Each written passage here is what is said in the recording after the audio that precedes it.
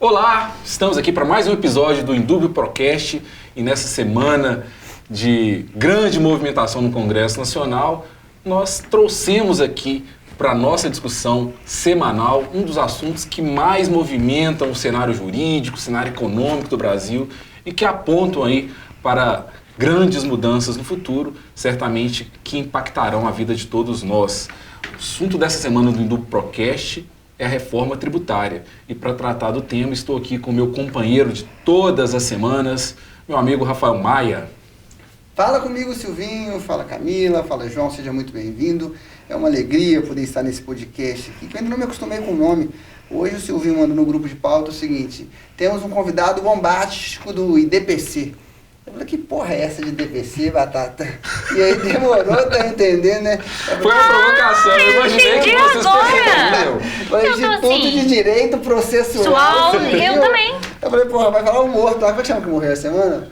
Cristiano Chaves, que já participou do nosso congresso, do Vetor Norte. Pois é, nosso não, da Faminas. Da Faminas. É eu também estava achando que era Instituto Processual Direito, não, Instituto de Direito Processual. Indúbio Procast e IDPC. Entendeu? Eu fui um pouco mais rápido que a Camila para entender esse rolê aí. Meus colegas, perdoem meus colegas que são um pouco mais lentos, mas já que ela já foi acionada aqui, também está com a gente aqui a nossa querida Camila, que também não entendeu a sigla IDPC.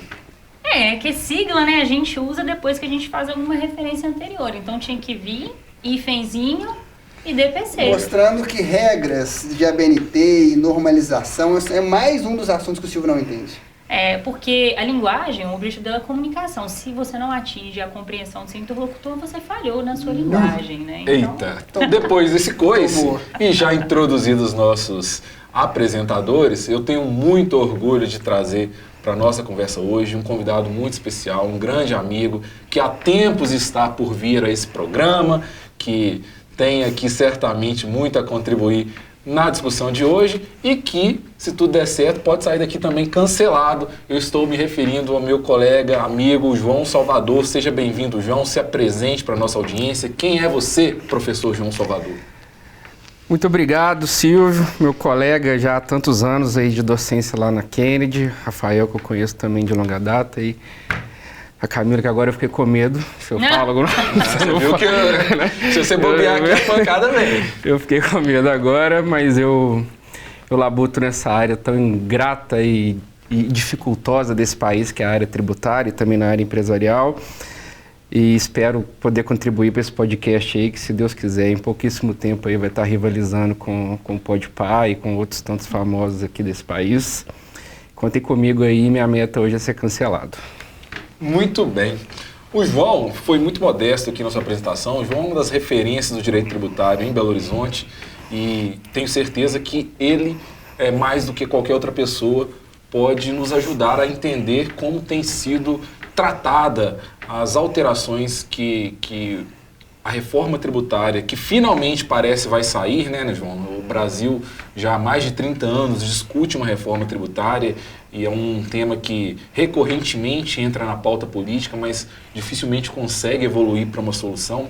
Parece que finalmente a gente está em vias de conseguir uma efetiva reforma tributária.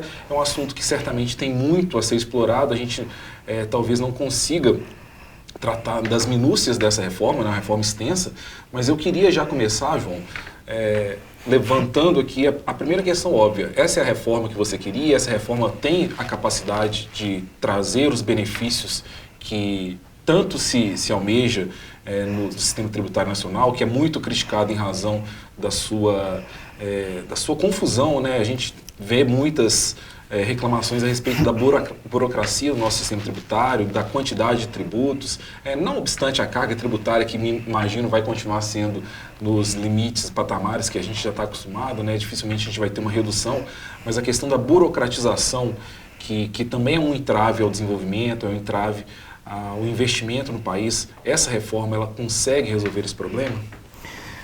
Bom, Silvio, eu vou responder essa pergunta, mas eu vou primeiro fazer uma outra pergunta. A gente precisa de uma reforma tributária? Sim, a gente precisa.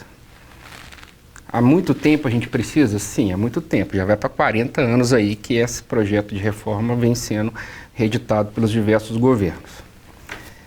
Essa reforma é a que a gente precisa? Não. Mas é a que a gente vai ter. É a que vai passar, é a que chegou mais próximo de passar. Ontem lá na CCJ do Senado foi aprovada. E por que eu estou lembrando disso? Porque talvez o principal obstáculo desse projeto, que seria de ser aprovada no CCJ, de impedir ela de seguir, infelizmente ou felizmente, a gente vai ver isso daqui a pouco, ela conseguiu passar por isso. Essa reforma busca resolver um dos grandes problemas do sistema tributário brasileiro. O nosso sistema não é ruim, mas ele é burocrático. Uma burocracia que vem da coroa portuguesa.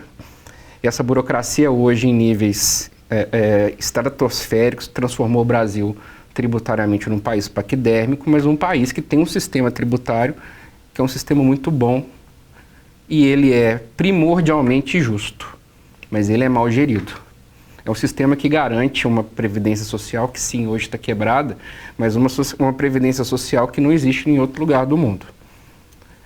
É um sistema que garante imunidades relevantes para setores específicos da sociedade, mas é um sistema que, infelizmente, até por desconhecimento dos operadores do direito e operadores políticos do país, é um sistema mal gerido e confuso, burocrático, e que a cada ano mais afasta o cidadão do entendimento dos tributos que caem sobre a sua rotina diária. Então não é a reforma que eu gostaria, mas é a que a gente vai ganhar. Camila. João, assim, se a gente fosse elencar os principais pontos, então, dessas modificações, os pontos mais relevantes que impactam, de repente, o nosso dia a dia, o que a gente tem nessa reforma, nesse texto?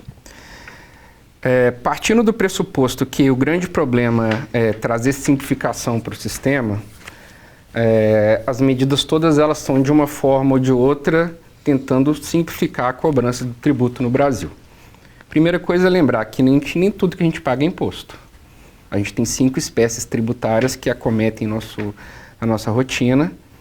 As principais são imposto e taxa, e para a atividade empresarial também as contribuições. Depois a gente aborda isso para não ficar aqui fora da questão.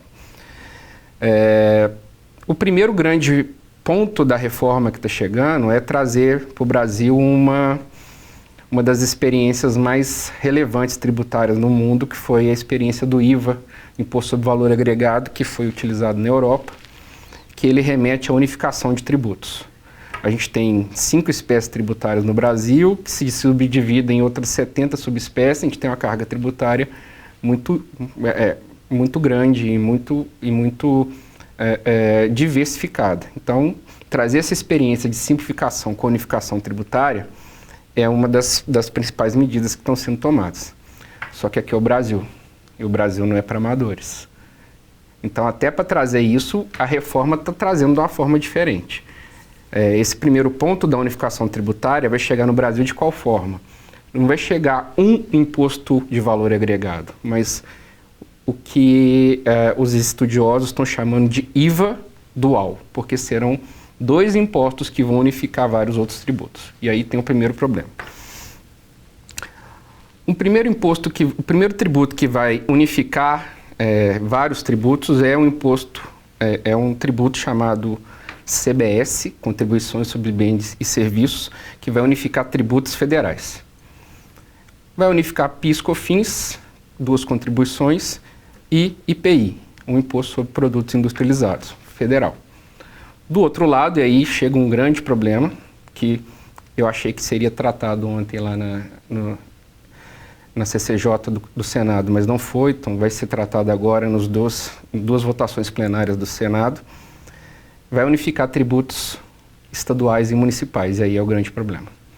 Vai unificar ICMS e vai unificar ISS. ICMS do Estado e ISS do município, aí claramente já tem uma ofensa aí ao Pacto Federativo.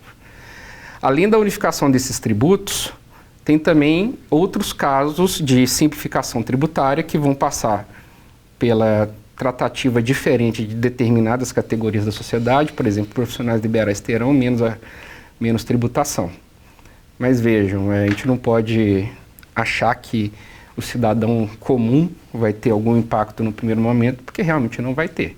A reforma tributária vai impactar a atividade empresarial do país de forma primordial e, no segundo momento, vai impactar a gente com a transferência dos custos operacionais tributários para o preço dos produtos e serviços.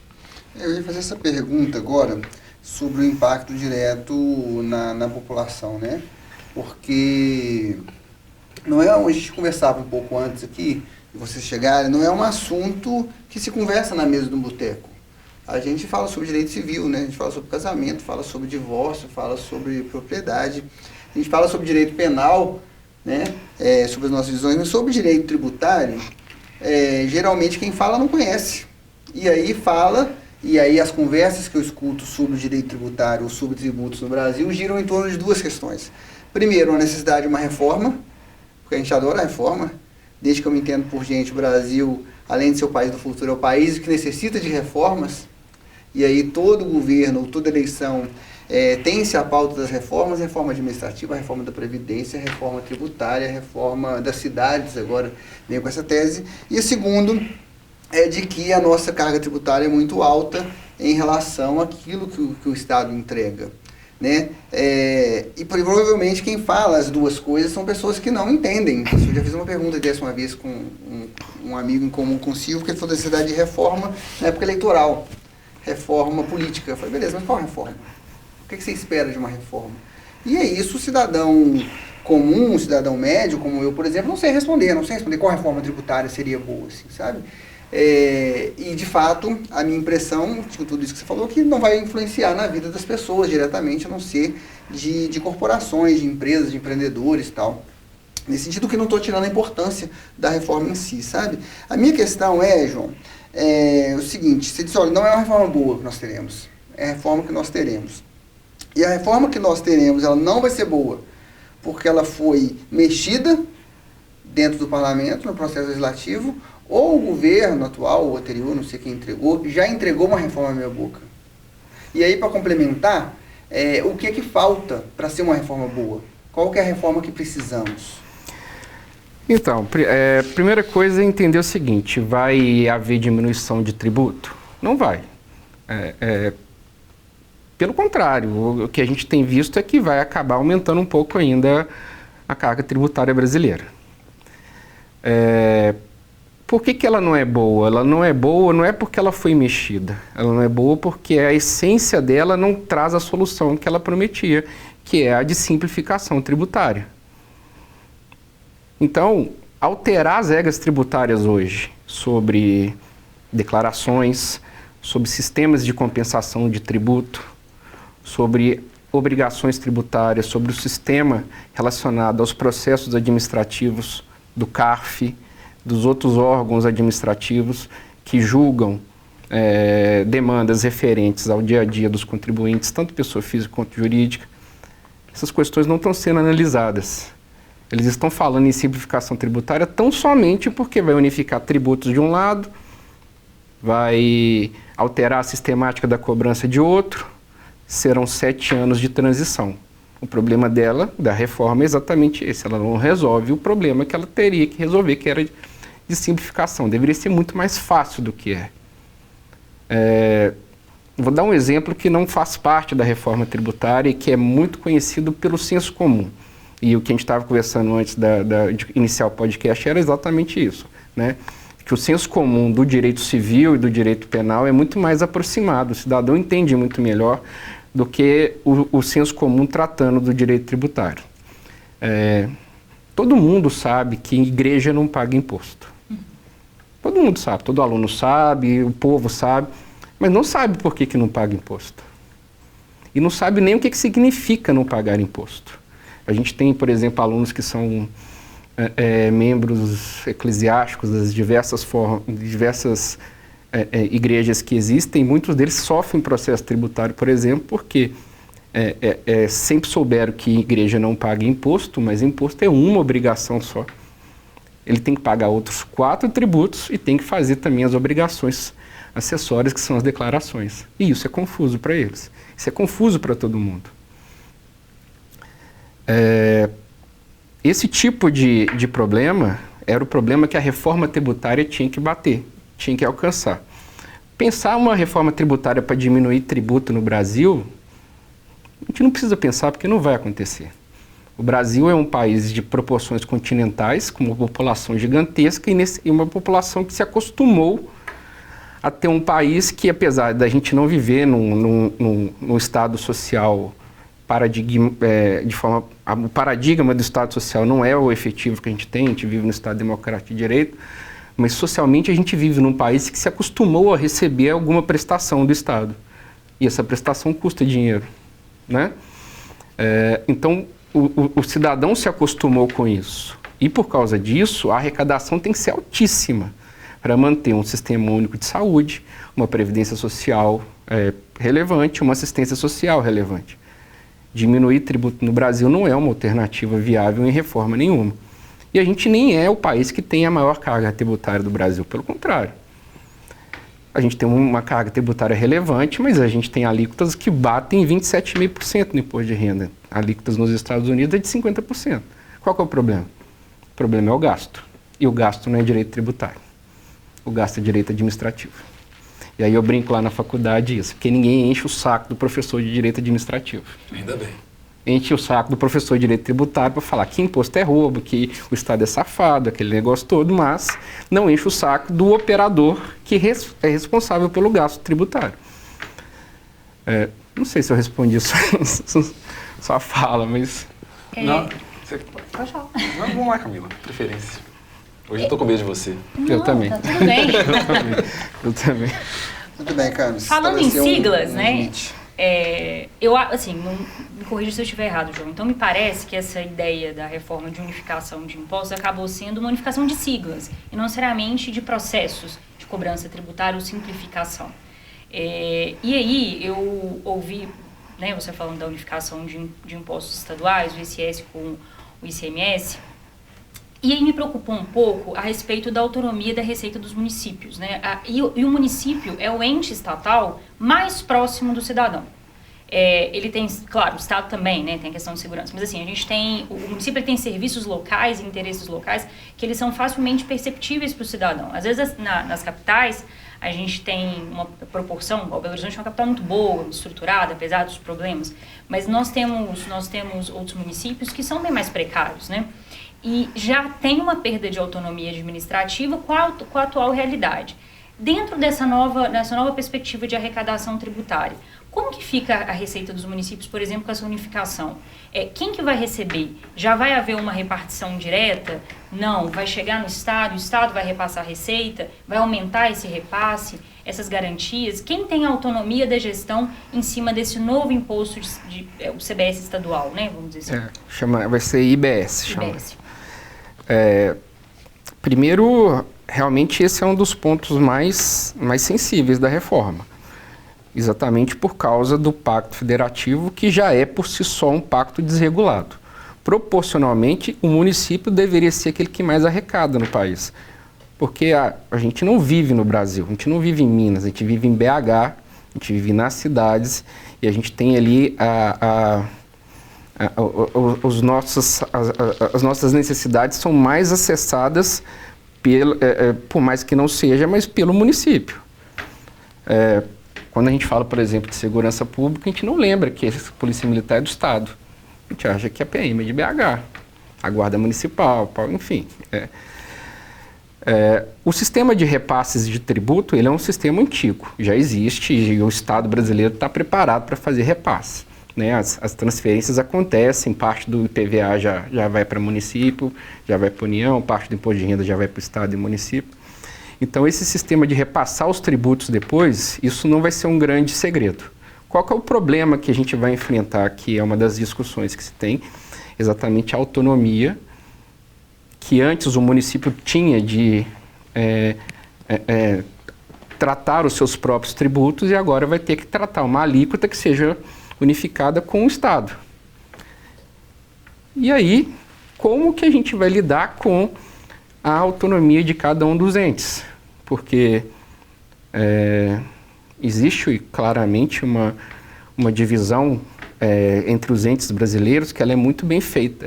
O Pacto Federativo reparte o poder de tributar entre os entes e se um ente tributa o outro Se um ente interfere na tributação do outro, isso é uma ofensa a esse pacto.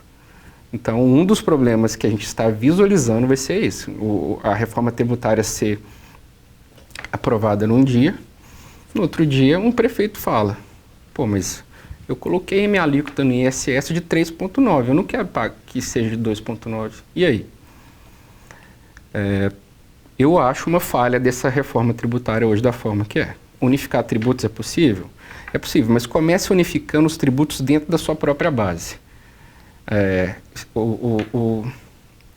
A União tem, de impostos, ela tem 7 impostos, tem mais 4 contribuições, unifica.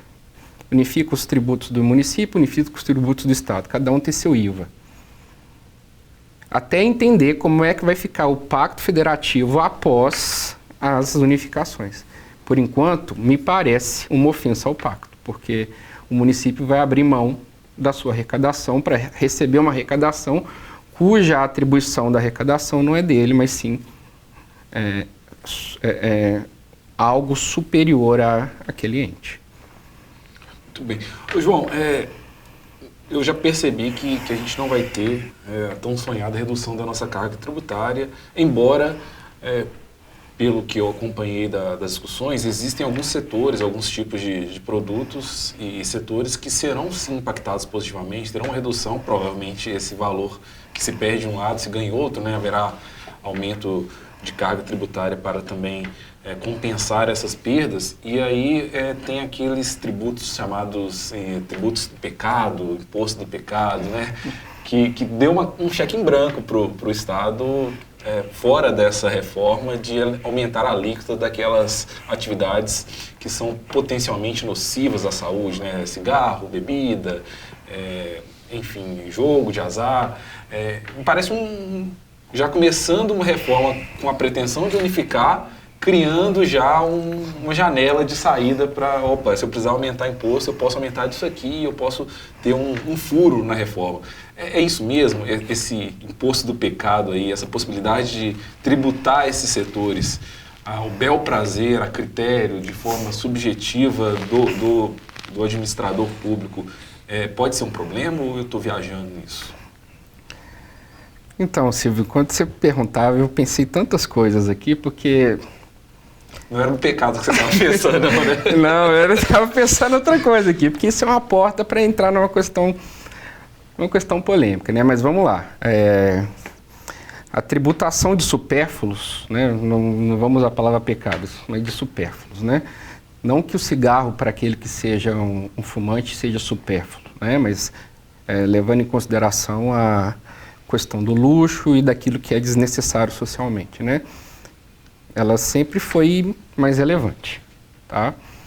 Então agora não tem mudança quanto a isso.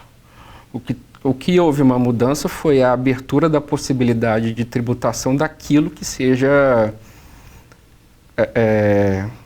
que ainda não está definido socialmente no Brasil. Por exemplo, jogos de azar ou apostas esportivas, né? Essas questões são as questões mais sensíveis que podem ser agora objeto de tributação, né? Eu particularmente eu não acho que as novas atividades que a gente está vivendo hoje ainda mereçam esse tratamento. Por exemplo, eu não concordo com a tributação de apostas esportivas, mas aí a gente vai abrir aqui uma outra janela que talvez vocês... Não, abre a janela para saber por que você não concorda. Primeiro, por que tem que tributar? Entendi. Por que tem que tributar isso? Meu dinheiro. Não é? Por que tem que tributar marketplace chinês? Eu fiquei, assim, a Shein... o carrinho de compra da Camila foi abalado. É algo acessível isso. Quem acessa, né? O número de recebíveis diminuiu lá na sua casa, né? Não, pior que não, minha mãe é sócia da Shein praticamente. Mas é um ponto, né? Quem acessa isso também? Por que tem que tributar o recebimento de dividendos do sócio? Porque até hoje não é. Né? O sócio não paga imposto de renda sobre dividendos. Eu acho porque se tornou um grande meio dos caras fugirem e não pagar imposto. De verdade, porque aí eu pago 27,5. Exatamente esse é o Tributado ponto. lá. Se for motivo para diminuir o imposto sobre a renda de quem está trabalhando, de quem está produzindo... O Ronaldo Fenômeno foi feito um Bacenjude, tinha 18 mil reais na conta dele. É brincadeira, né? Então, esse é um ponto relevante. E aí tem a tal questão dos super ricos lá, dos fundos, dos offshores, etc. E a tributação também de bens de luxo, né? Lanchas, jet ski, que não eram tributados. As questões se transformaram num dos grandes celeumas que nós temos, que é o da, talvez o senso comum, né? Não estou falando de especialista, é o do foco de quem menos tem condições de pagar, da desproporcionalidade da cobrança do sistema. Né? Se não faz sentido um professor pagar 27,5% e o empresário pagar 4%, e o cara colocar de salário R$1.000 por mês de salário, e sobre esse salário não vai pagar nenhum imposto de renda, mas o cara lucra e coloca como lucro tudo que ele ofere na empresa dele, no meu ponto de vista. Então, o cara tem um salário real que vai chegar na conta dele, no cartão de crédito, 200, 300, 400 mil por mês, e na carteira assinada de salário, 1.500, 2.000, um salário mínimo, que seja, etc. Agora é a hora de ser cancelado. Vamos lá, João, defende o super rico. Vamos ser cancelado aqui agora, então. Faz a defesa dos ricos. Eu sei que você vai doido para fazer. Primeiro a gente tem que trazer aqui um ajuste da situação, tá? Qual que é o problema nosso? O grande problema nosso, realmente, que também a reforma tributária parece que não vai resolver. A matriz tributária nossa ela é invertida. Como assim ela é invertida? Todo país de primeiro mundo, ou que não seja de primeiro mundo, mas que tem um sistema tributário tão construído quanto o nosso, ele tem uma lógica que a gente não utiliza. Qual que é a lógica desse país? Olha, eu preciso tributar muito patrimônio, muito a riqueza e pouco consumo. Beleza? Isso faz sentido, né? Uhum. Aqui é o contrário. Aqui a gente não tem uma tributação relevante de riqueza, poderia ser mais tributado. Se a gente colocasse aqui uma alíquota como lá fora de 50% do imposto de renda, talvez os ricos seriam mais tributados aqui no Brasil do que são. Em compensação, a nossa tributação sobre consumo de produtos e serviços no Brasil é ridícula de tão alta, né?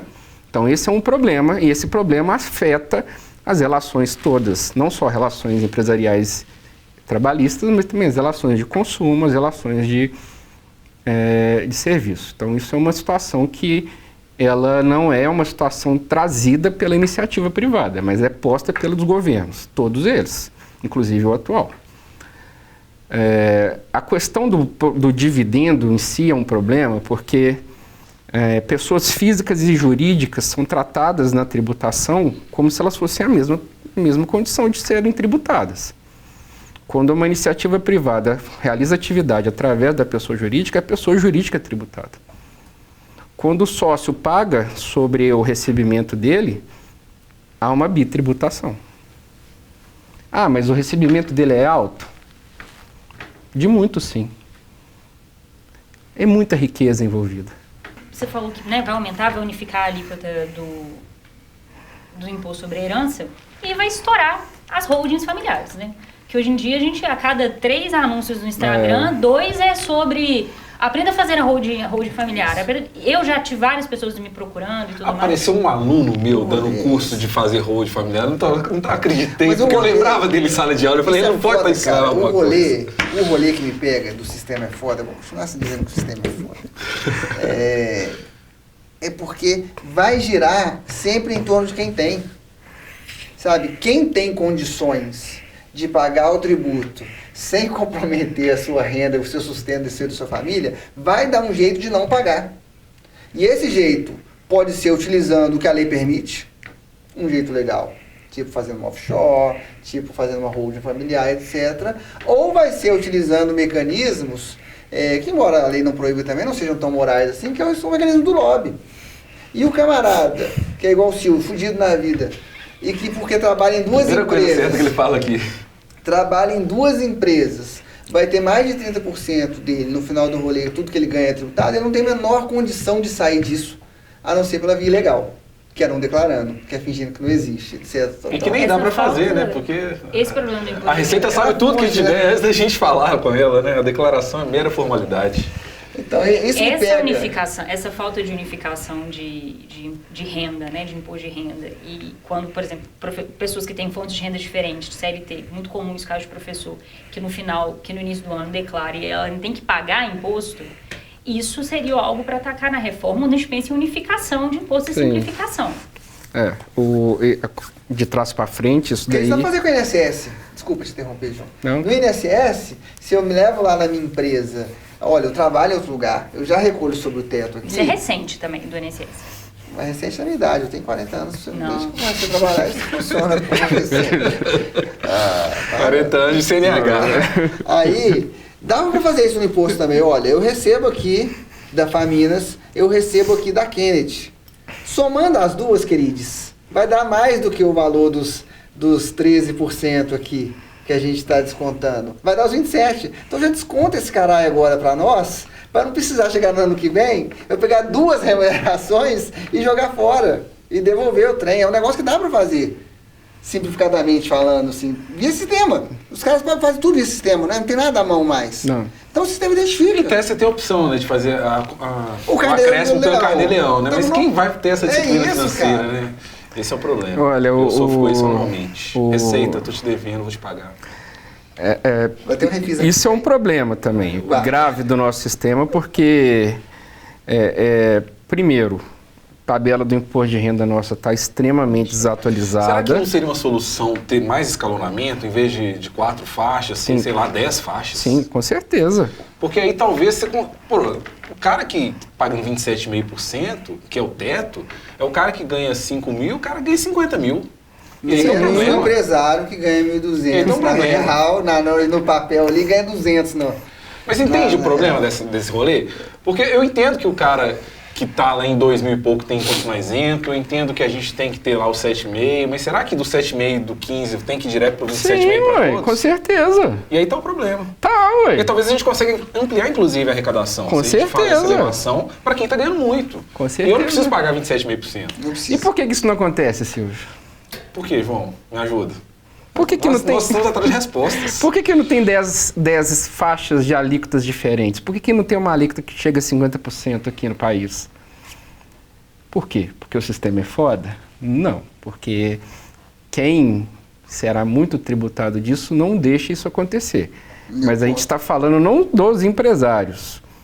A classe política. A gente está falando dos políticos, né? Então, mas eles não deixam porque eles estão defendendo o interesse dessa outra galera. Não é porque o político não ganha isso. O político ganha ali, o vereador ganha 20 pau por mês. O vereador que ganha 20 pau por mês não está muito longe da faixa. Ele está, eu não falando de vereador, né? Vamos colocar um deputado federal, um senador, que ganha 42, também não está longe de ser o cara rico. Só que ele dá você muito está falando do vencimento dele enquanto político. Ué. Não. É isso. É. Então você não está defendendo o interesse próprio do ponto de vista do contribuinte. Ele está defendendo o interesse próprio dele do ponto de vista do sistema, de manutenção no cargo, de arrecadação por fora, etc. Sim. Os seus financiadores. É isso. Os seus próprios negócios. Exato. Também. Ele está defendendo o seu próprio negócio, um negócio político do si. Poxa, se eu tenho um cara que me prometeu me dar, sei lá, 10 milhões para uma eleição, e aí eu preciso defender o interesse desse cara. Aí, às vezes interesse próprio, né? Porque esse cara pode ser um empresário também. Esse político normalmente é, inclusive, um empresário. Ele tem outras fontes de renda, não apenas a remuneração dele. Então assim, vocês já sabem onde está o problema. Ou seja, nosso problema está onde sempre esteve, cara. Continuaremos lascados. Sim, a gente continua lascado. Agora, uma coisa que é importante falar também, e isso é uma coisa que eu considero um direito, uma garantia constitucional implícita da Constituição, sobretudo no atual estado que a gente vive.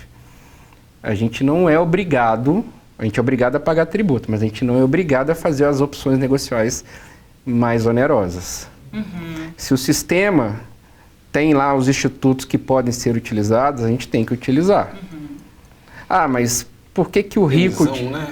Elisão fiscal. O rico faz isso? O rico faz isso. É legal, foi o que eu disse. O pobre faz isso? O pobre não faz. É uma questão de educação. Ele deveria fazer. O problema nosso é esse, a educação. É esse que é o nosso problema. Inclusive porque... Por que as coisas estão acontecendo? Por que a reforma tributária está passando do jeito que está passando? Porque os próprios governantes nossos sequer entendem a diferença entre imposto e taxa, mas não tem uma massa social que possa cobrá-los. Porque também não entende. Porque não entende. A gente falava, todo mundo acha que tudo que a gente paga é imposto. Não, a maioria das pessoas paga muito mais taxa durante a vida do que paga imposto. E uma grande massa de pessoas nesse país sequer paga tributo nenhum. Mas a gente tem uma máxima social, porque o rico não paga, quem paga mais é o pobre. Não é. Tributo não. Tributo quem paga mais é quem rende mais no país, infelizmente. O retorno é ruim, porque os nossos governantes gastam mal, mas a arrecadação nossa ainda é uma arrecadação proporcional. Quem pode mais, paga mais. Proporcionalmente falando. Absoluta, né?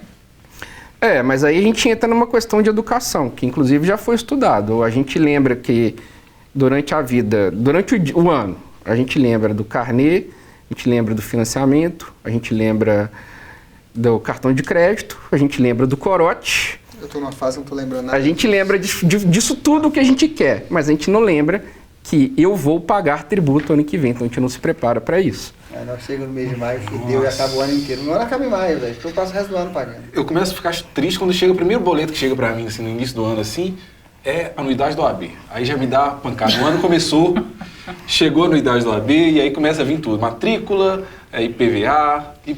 Essa ideia do planejamento tributário, a gente pensar o planejamento tributário para fora da ideia de uma casta social econômica, é algo que muitos né, tem pessoas que estudam isso no direito tributário. Pensar o que é o planejamento tributário para classe média baixa. Quando a pessoa vira e fala assim, olha, ao invés de você recolher o INSS como contribuinte individual, por que você não faz uma MEI? Que hoje em dia, por exemplo, não tem mais aposentadoria. Assim, a pessoa que vai ingressar no sistema por tempo de contribuição, você vai ser por idade. Você vai pagar R$60 na sua MEI, do que melhor do que você pagar quase 200 como contribuinte individual. Então, isso também é uma questão de divulgação dessa informação para que aquela pessoa se organize para que ela possa fazer... Educação fiscal. Educação fiscal, exato. Tinha que ter na escola. O povo tinha que entender, né? A criança tinha que entender como que ela vai, em pouco tempo, participar da manutenção do Estado. O que não acontece, né? A criança no Brasil vai aprendendo que o Estado é safado, tributo é roubo, imposto é... Enfim, esse é o João Salvador. João, a gente está chegando num momento ruim do programa, mas é o momento da gente começar a caminhar para a parte você já vai final. Terminar? Agora que eu ia entrar na parte que eu ia ser cancelado? Então vamos lá, vou te dar essa oportunidade, porque a gente está aqui com um programa que está movimentando paixões, a gente ficaria mais tempo aqui falando. Vocês estão muito intensos. Não estamos? Mas é porque mexeu no bolso aí. Eu nem bebi ainda. Vai lá, João, seja cancelado. O que você quer falar? Abre esse coração. Eu quero falar que não tem educação fiscal nesse país porque a educação fundada no sistema Paulo Freire é fracassada. Pronto. Fechando com chave de ouro, esse é o João Salvador que a gente esperava ouvir aqui. Vamos passar para o nosso quadro final? A gente tem aqui no nosso programa... Deixa eu só fazer uma linha aqui. Vamos lá. Eu falei que eu ia ser cancelado. Não, aí que tá, porque assim... É engraçado porque uma das frases mais conhecidas do Paulo Freire é quando a educação não é libertadora, o sonho do oprimido é se tornar opressor. Eu acho que exatamente isso acontece quando a gente fala de questão tributária no Brasil. Então, assim, eu tô na posição, por exemplo, hoje eu tô na posição que eu sou tributada na renda e tal, e tô sendo aquilo e 27,5%, tal. Se amanhã eu puder, eu mudar de posição e eu for para a posição do dividendo, eu vou para a posição do dividendo. Feliz. Então a educação não foi libertadora. Sim. Porque eu só estou reproduzindo o mesmo sistema que antes eu estava considerando que me oprimia. Então acho que não é nem a base social de educação freiriana, que infelizmente nem sequer ela é de fato implementada no Brasil, mas são os modelos híbridos típicos brasileiros. Eu for lá e falo, de repente, uma educação cidadã, mas eu não formo dentro da escola, eu não tenho uma formação que dê uma autonomia cidadã de verdade para aquela pessoa. Não tem uma discussão política.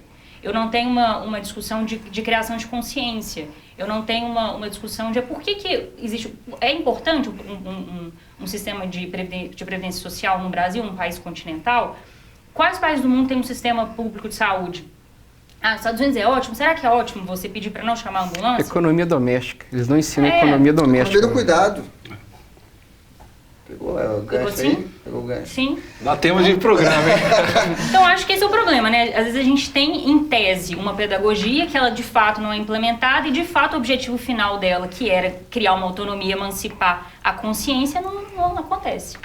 Perfeito. Final, Quase me convenceu que João Salvador tem pé em Paulo Freire e não estava sabendo. e não estava sabendo. Não estava sabendo. E talvez esse seja o problema da nossa educação. É que a nossa educação se propõe a ser o que ela não é. Mas aí eu vou me reportar a um grande liberal que eu conheci na faculdade de Direito, o professor José Cirilo. E aí eu me lembro... Ele era liberal mesmo ou tá sendo irônico? Eu lembro do Cirilo... Ele tá sendo irônico, eu já Eu lembro do entendi. Cirilo numa banca de dissertação de mestrado. E estava na banca o Cirilo, não me lembro quem, e o Miguel Reale.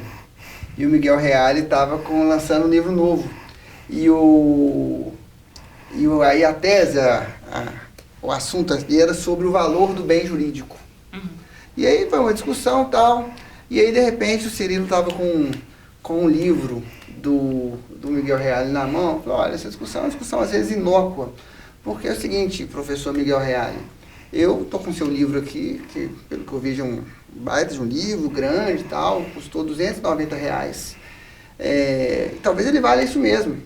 Mas se eu estiver com fome, eu vendo essa merda e compro um pão. E aí, o grande problema de tudo, de toda essa questão que envolve educação, era um papo que eu tinha com o João aqui antes também, é que os nossos problemas, infelizmente, antecedem a educação para muita gente. Tem gente que não tem o que comer, que não tem o que vestir, que não tem a menor condição de pensar numa educação que não tenha como objetivo mudar de vida e sobreviver. E aí, nesse meio do caminho, as outras coisas todas deixam de ter a importância que tem, porque a importância é inicial, e aí, de novo, né, você precisa virar doutor e fazer uma faculdade. É porque aprendeu-se, ensinou-se que isso libertaria. E aí nós estamos descobrindo agora na pele que não liberta. Não mesmo. Não mesmo. Vamos pro quadro final? Você que manda, você que é o chefe. Vamos lá, porque a gente tem um quadro em que a gente dá para nossa audiência, João, dicas culturais daquilo que a gente está assistindo, ouvindo, do que a gente está lendo. E eu sei que o João é um fã da cultura geek e certamente ele tem muita coisa a indicar para nossa audiência. Mas eu vou começar com a Camila, que ela deu uma bocejada aqui. Vai lá, Camila, o que você tem de bom para nossa audiência hoje? Cara, eu não tenho grandes novidades, porque eu não estou consumindo grandes novidades. Mas o Rafa ficou falando tanto de lobby ao longo do episódio, que eu não conseguia parar de pensar num filme antigo, mas que ele mostra exatamente o poder do lobby na política e o poder da retórica para se defender as coisas que são indefensáveis. Aí eu passei na frente. Maldita. Que é Obrigado por Fumar. Filmaço. Que mostra que, principalmente, né, são lobistas de cigarro, no caso, né, o principal, né, cigarro, armas, fast food, venenos, agrotóxicos, que mostram que eles mostram que, como a retórica e o jogo político lá dentro beneficia esses macrogrupos, né, políticos e econômicos, e muitas vezes o bem comum não é o prioritário. Então, às vezes, o problema, né, como o João colocou aqui, não está na cobrança ou naquela regulamentação, tá no que se faz a partir daquilo. Mas enfim, faltando de lobby, lembrei desse filme, é um filme muito bom, geração que não... Eu assisti esse filme na escola, então talvez a geração atual ainda não tenha assistido, vale muito a pena. Obrigado por Fumar. Quem é meu aluno já assistiu, porque eu sempre indico esse filme é maravilhoso. Já que você indica esse filme, indica outro agora, então. Vou indicar uma série que eu comecei a assistir, e essa série já foi dica aqui no programa, e eu não dei muita fé nela, porque... Eu indiquei, né? Você indicou. Ah lá, sabia, as minhas indicações são ótimas, vocês têm que seguir minhas indicações. E aí, pra mim, uma série, ela tem que te pegar nos 3 primeiros episódios, senão não dá. E essa não me pegou no primeira vez que eu assisti, provavelmente devia estar fazendo outra coisa junta. E aí, de tantas pessoas que trabalham comigo, falam muito de um spin-off dela, eu acho, eu comecei a assistir e me pegou no primeiro episódio, que é The Boys. The Boys é muito massa. É uma série que mostra os super-heróis ali um pouco politicamente incorretos, só que na minha cabeça, considerando a fala do João aqui, que não é um sistema que é foda, as pessoas são corruptas e são fodas, etc. Provavelmente, se existissem super-heróis na vida real, eles seriam dessa forma, né? Porque o homem é corrupto mesmo. E aí, às vezes, eu fico me imaginando tendo superpoderes, e aí eu fico pensando quais superpoderes eu teria, e todas as vezes que eu me pego pensando, corrupção é uma palavra forte, né? Mas o que eu faria com o superpoder era algo que talvez não fosse publicamente defensável. Então, para quem nunca assistiu, assistam The Boys, está na Amazon Prime. Muito boa série, já recomendei aqui. Que bom que o Rafa começou a me ouvir, né? Ele vai ter aí experiências ótimas se continuar seguindo as minhas dicas. Eu vou aproveitar e vou dar minha dica antes para deixar o João fechar com as dicas dele. Eu tinha uma dica que eu ia indicar, a série Billions, que é uma série que trata um pouco de corrupção no mundo corporativo, de investigações, e acho que casa um pouco com isso que a gente estava falando aqui. É uma série que eu vi há bastante tempo e parei no meio do caminho. Então eu não gosto de indicar série que eu paro. Eu não cheguei a terminar. Ela é boa, mas eu não tive tempo na época, acabei não terminando. Eu tenho que, inclusive, retomá-la. Mas eu quero indicar uma que eu comecei a ver essa semana. E tô devorando ela, assim. Uma série que não é nova, que era uma série da HBO e que entrou no catálogo da Netflix. Eu não sei o que está acontecendo, porque as séries da HBO estão indo para a Netflix, já viram isso? Produções originais da HBO começaram a entrar no catálogo da Netflix e essa série entrou agora. Transações de cultura. Exatamente. Então, para quem não tinha HBO, que era o meu caso, e não acompanhava, agora pode ver pela Netflix. Eu estou falando da série A Sete Palmos. É uma série premiada que fala de uma família que o pai era dono de uma funerária e morre. Lado B, né? Basicamente, série muito lado B. Mas as minhas séries lado B também são boas. Essa série fala de uma família que herda uma funerária. O pai era um agente funerário, morre e sobra esse pepino para os dois filhos. É uma série muito boa. Produção da HBO. Eu tive uma namoradinha de adolescência, dona de funerária. No Olha interior. só. Namoradinha assim, né? De férias. E a gente trocava uns Pra quem está acostumado a mexer com morto, você fica até palatável. Obrigado. A gente trocava uns afagos na funerária, que é em frente à casa da minha avó, lá em Medina. Olha só o programa que eu te trago, João. Já aproveitando que você ainda está aqui com a gente, você tem alguma dica aí para a nossa audiência, para enriquecer a cultura dos nossos ouvintes? Eu tenho duas indicações, tá? A primeira delas, da Netflix, A Lavanderia, que é um filme documentário que trata do escândalo dos Panama Papers, mostra, claro, a corrupção das pessoas, mas mostra também a necessidade de entender sobre a tributação, sobretudo a tributação nos investimentos internacionais, bem legal. Esse é aquele com a Meryl Streep? Não lembro, é com o Antônio Bandeiras. Eu acho que Não lembro dela no filme. E o outro filme é um filme mais antigo, mas é uma porta para se entender essa relação de Estado e cidadão, sobretudo quando o Estado cansa sobretudo quando o cidadão cansa da dominação do Estado, essa simetria de formação que a gente tem com o Estado, que é V de Vingança. V de Vingança esse é. Muito bom. Nesse clima, então, final aqui de V de Vingança, quero agradecer muito a presença do João. Esse episódio ficou até longo, né? Não sei se o Vinicinho vai ter muito trabalho aí na edição. A nossa técnica aí vai ter que se virar para colocar toda essa quantidade de informação que o João trouxe para a gente hoje. Pode cortar as falas do Silvio. É uma boa alternativa também. De toda forma, João, quero agradecer pela sua presença aqui hoje. Foi muito legal, foi muito instrutivo. Espero que você volte novamente. O João, ele já nos cobra uma participação aqui há algum tempo, porque ele quer fazer aqui o discurso ideológico dele Eu queria indicar com mais João, liberdade. Eu queria indicar para o João um episódio com a Puma Camilê. Nossa. Não é? Temos um episódio aqui que talvez vai te incomodar vale a bastante, pena porque nessa ele- mesma bancada que você Exato. esteve sentado uma pessoa genial que iria, se colocasse vocês dois para debater, que ia dar uma treta legal. Mas de toda forma, hoje deu, né? Por hoje deu. Vamos colocando fim nesse episódio, foi muito bom. Vamos para a próxima semana trazer mais um novo assunto de interesse geral. E por hoje ficamos aqui. Siga-nos nas nossas redes sociais, indubio.procast no Instagram. IDPC. Estamos também, aonde, gente? Estamos no YouTube, no canal da TV Promove, no nosso canal, no canal do Indubio Procast também.